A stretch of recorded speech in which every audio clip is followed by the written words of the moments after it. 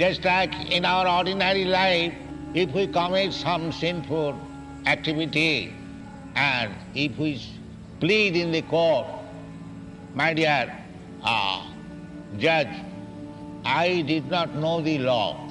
So this kind of pleading will not help him. Ignorance is no excuse.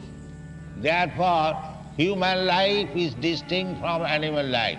If we live in human life without caring for the supreme laws, then we are destined to suffer.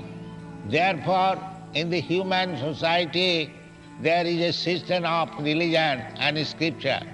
It is the duty of the human being to understand the laws of the nature, the injunction in the Shastras, and live very honestly according to the direction.